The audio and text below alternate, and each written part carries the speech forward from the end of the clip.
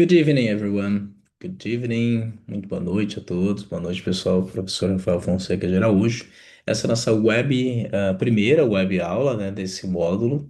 Nós teremos aí nas próximas 3 semanas outros encontros, ok? Então, sempre às segundas-feiras, às 9h30 da noite, finalzinho da nossa noite. E sempre, pessoal, esses encontros a gente vai explorar um pouco mais assuntos do nosso curso, né, em morfossintaxe que talvez a gente julgue importante pontuar, dar outros exemplos, explicar um pouquinho melhor, mas lembre-se que essas aulas também podem ser de assuntos e tópicos escolhidos por vocês. Hoje eu escolhi a gente falar sobre fazer um comparativo do present perfect e past perfect, né, os seus usos, estruturas, mas pode ser um outro assunto que você julgue é importante a gente fazer uma revisão, certo? Bom, pessoal. Present Perfect and Past Perfect, né? Então, dois tempos perfeitos, né? Que a gente fala aí, são tempos compostos ali em inglês. The Present Perfect, né? Is used to describe actions that happened in a specific, desculpa, and specifies a time in the past and are connected to the present. Então, o clássico presente perfeito, né? Um pouco diferente que a gente não tem na língua portuguesa. Ele é usado para descrever ações que aconteceram num tempo que não é muito especificado no passado, às vezes não é claro, mas ou também não é importante, pode ser que não seja importante dizer quando as coisas aconteceram, e ele está conectado com o presente, ou o resultado, né, as evidências estão no presente, ou algo que está às vezes não totalmente finalizado, completado, mas começou no passado, continua no presente. Tem essas características que é bastante importante que a gente trabalhe, saiba usar, para a gente poder ensinar para o nosso aluno futuramente, certo? Bom, qual que é a estrutura do present perfect? Vamos rever. Nós temos o presente perfeito, ele é composto pelos auxiliares have e has, seria o verbo ter, mais o past participle, né? Mais o passado particípio, né? Quando o verbo está naquela terceira forma, a gente diz que aí é uma ação totalmente concluída. Se traduzirmos ao pé da letra, por exemplo, I have eaten sushi. Eu tenho comido sushi, né? Às vezes fica estranho, né, traduzir, porque aqui eu quero dizer que eu comi sushi.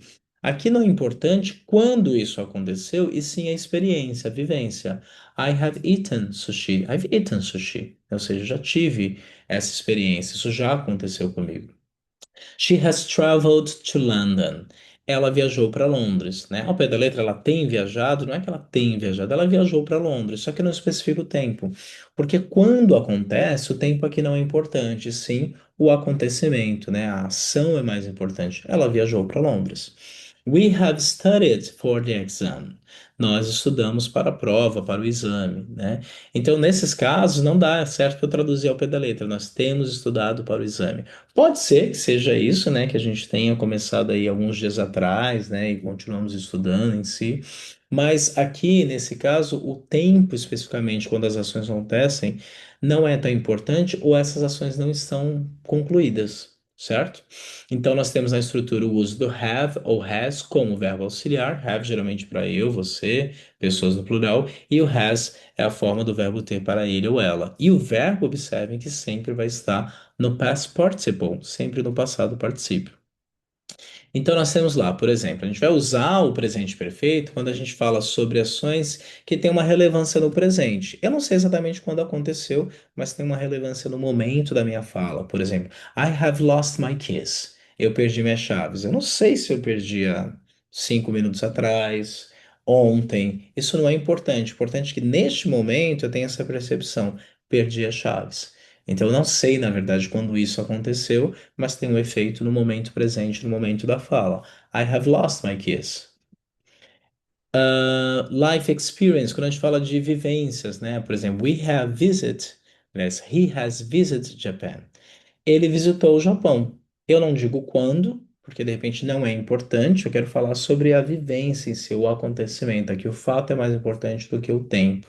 Eu não especifiquei o tempo, estou usando o presente perfeito. He has visited Japan. Ele visitou o Japão. A gente também usa para ações que foram finalizadas recentemente, algo que acabou de acontecer. A gente faz em português, a gente fala o acabou de, né? Ah, eu acabei de falar, acabou de fazer. Por exemplo, they have just finished dinner. Eles acabaram de terminar o jantar, algo que acabou de acontecer. para ações que não estão finalizadas no momento da fala. Então, elas começam no passado, aí a gente faz essa conexão entre passado e presente. Por exemplo, I have worked here since 2020. Eu trabalho aqui desde 2020. Se eu falo I worked here, eu trabalho aqui, eu trabalhei aqui in 2020, quer dizer que eu trabalhei em 2020 e não trabalho mais. Agora, se eu falo I have worked here, eu trabalho aqui, que a gente traduz em português, né? No presente simples, eu trabalho aqui desde 2020, ou eu tenho trabalhado aqui desde 2020. Nesse caso, quando a gente deixa muito claro que está fazendo uma conexão do passado com o presente, eu consigo traduzir, eu tenho trabalhado aqui desde 2020. Mas qual é o comum? A gente fala, eu trabalho aqui desde 2020. Né? Então, essa ação começou no passado e ela não está finalizada, ela está concluída. Então, esses são os usos comuns do presente perfeito, ok? Existem palavras que são chaves e muito utilizadas com o presente perfeito, como, por exemplo, already, significa já. Just é o apenas, né? O acabei de realizar alguma coisa. Yet seria o ainda. Ever, já. Never, nunca. So far, até então. Recently, recentemente. Por exemplo, Have you ever been to Paris? É muito comum essa pergunta em inglês. Have you ever? Você já esteve em Paris? Have you ever been to Paris? I haven't finished yet. I haven't finished yet. Eu ainda não terminei, né? Seria eu não terminei ainda. A gente usa o yet sempre no finalzinho. Não terminei ainda, né? Não concluí. She has just arrived. Ela acabou de chegar. Ela acabou de chegar. Então é muito característico. Vejam que o ever e o just, né, ficam sempre ali no meio, mas o yet sempre fica no finalzinho da frase. Então, são os usos do presente perfeito. Agora, o past perfect, né, o passado também perfeito, esse tempo perfeito, ele é usado para descrever ações, sim, que já aconteceram, mas antes de outra ação no passado. Então, essa é a diferença. O presente perfeito faz essa conexão do presente e passado, é algo que aconteceu, ou não sei exatamente, mas tem um impacto no presente. Já o passado perfeito, ele está relacionado com outra ação no passado. Ah, então eu tinha feito isso antes disso, né? A gente vai deixar bem claro aqui em alguns exemplos. Por exemplo, né, a estrutura é o verbo auxiliar, que aqui vai ser o passado do verbo have, agora had para todas as pessoas, e o passado particípio, né? I had studied before the exam. Eu tinha estudado antes do prova, antes do exame. Então, o que aconteceu? Aconteceu a prova, mas antes disso, o que aconteceu anteriormente? Eu tinha estudado. E aí a gente consegue traduzir até o pé da letra aqui, fica bem parecido com o português. They had left when I arrived. Eles tinham saído quando eu cheguei. Tem duas ações aqui, né? Então, eu cheguei e eles saíram. Só que o que aconteceu primeiro? Primeiro eles saíram, depois eu cheguei. Então, o passado é perfeito, né? A gente tem duas ações no passado, ele é utilizado para falar o que aconteceu primeiro. Eles tinham saído, essa foi a primeira ação, quando eu cheguei. Duas ações do passado. We had never seen that movie before. Nós não tínhamos, né? Nós nunca tínhamos visto aquele filme antes. Então, a gente não viu antes, né? E nunca tinha visto o filme antes. Ok? Quais são os usos que nós temos? A gente pode usar justamente para falar de sequências de eventos, né? Então, uma coisa acontece antes da outra. Por exemplo, she had cooked. Ela tinha cozinhado before they came, antes que eles chegassem. Então, tem duas ações. Eles chegaram e ela cozinhou. O que aconteceu primeiro? She had cooked. Ela tinha cozinhado before, antes they arrived, de eles chegarem. Reported speech, no discurso, né, que a gente fala relatado, discurso indireto, quando a gente está descrevendo o que a pessoa diz, é muito comum usar o passado perfeito. Nessa frase, he said he had finished. Ele disse que ele tinha terminado. Lá no momento, ele falou, eu terminei, né? O discurso direto, a pessoa na hora disse, I finished it.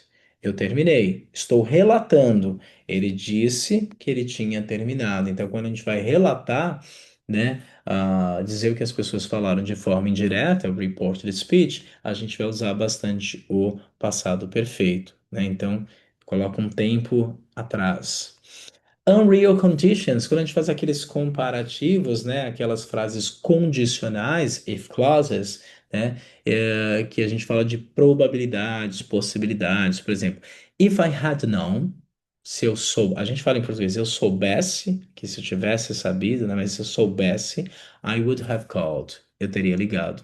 Então é muito comum nesse tipo de, a gente chama de third condition, seriam as frases condicionais de terceiro nível, né? Então, se eu soubesse, eu teria ligado, né? Então é muito comum o uso do passado perfeito, ok? Bom, vamos comparar então o present perfect com o past perfect, o presente perfeito com o passado perfeito. Então, present perfect, actions with effect on the present, são ações, né, que aconteceram, pode ter acabado de acontecer, mas tem um efeito no momento presente.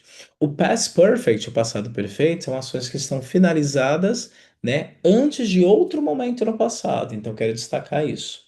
Ok? Então, ambos tempos aqui eles fazem relação com outro tempo.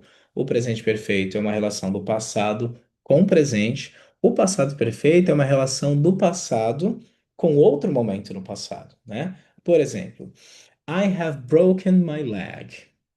Eu quebrei minha perna. Então quer dizer, nossa, quebrei, tá aqui enfaixado, machucado, ainda estou com dor, né? I had broken my leg before the race. Eu tinha quebrado a minha perna antes da partida, né? Então quer dizer que eu quebrei antes da partida. Duas coisas acontecendo. No primeiro exemplo, I have broken my leg. Eu quebrei a minha perna, quer dizer, eu não te disse quando, e nem importa quando isso aconteceu. Importa que nesse momento eu estou aqui com dor, ou enfaixado, me cuidando. O importante é que eu quebrei minha perna. Isso aconteceu. Não importa quando, mas o efeito no momento presente é que eu estou com a perna quebrada, né? Já na segunda frase, do passado perfeito, I hadn't broke my leg, eu quero deixar claro que eu tinha quebrado a perna antes da corrida. Duas ações no passado, né? E o que aconteceu primeiro? Eu quebrei a perna. Aí eu quero ter, né, deixar muito claro que essa ação aconteceu primeiro, ok? Então, presente perfeito, eu faço um contraponto do passado com o presente, qual que é o efeito que ele tem no momento presente, mas com o passado perfeito a gente faz, né, a gente estabelece uma relação do passado com o passado anterior, ok? Vamos ver outro exemplo. She has lost her phone. Ela perdeu seu telefone. Quer dizer que, ela perdeu o telefone, ela ainda está procurando, ela perdeu o telefone. Agora, o passado perfeito. She has lost her phone. Ela tinha perdido seu telefone before the meeting started, né? Antes da reunião começar. Então, teve duas coisas. A reunião começou e ela perdeu o telefone. O que aconteceu primeiro? Ela perdeu o telefone. She had lost her phone before the meeting started. Antes da reunião começar. E o passado perfeito é mais fácil entender porque a gente usa da mesma forma em português, né? Já no presente perfeito, she has lost her phone, ela perdeu, eu falei que aconteceu algo, só que eu não digo quando, porque não é importante. Quer dizer, ó, she's still looking for it, ela ainda está procurando, né? Então ela nem sabe quando, né? E se a gente perde algo, a gente não sabe exatamente quando a gente perdeu, certo? Bom, outro exemplo. We have cleaned the house. Nós limpamos a casa, né? Então, nesse momento, it's tidy now. Está organizada, a casa está limpa, organizada, né? Isso aconteceu no passado, mas o efeito é agora no presente. Past perfect. We had cleaned the house before the guests arrived. Quero deixar claro que essa ação de limpar a casa, nós limpamos a casa antes dos convidados chegarem. Então, estou te contando, os convidados chegaram, mas antes disso, nós limpamos a casa. Então, estou deixando claro o que aconteceu, primeiramente aqui, né? Passado perfeito, past perfect. Ok? Então é isso, pessoal, trazer um pouquinho aqui esse comparativo, né, para o nosso uso do presente perfeito e do passado perfeito, tão característico em inglês. Espero ver vocês na próxima web aula, que será na próxima segunda-feira, dia 2 de março, às 9h30, aqui pelo Zoom, né? O link está aí, ali em aulas síncronas, né? O link é o mesmo de todas as aulas, e eu espero ver vocês, né? E me inscrevam, e até breve. Bom, é isso. So, see you next class. Vejo vocês na próxima aula. Good night.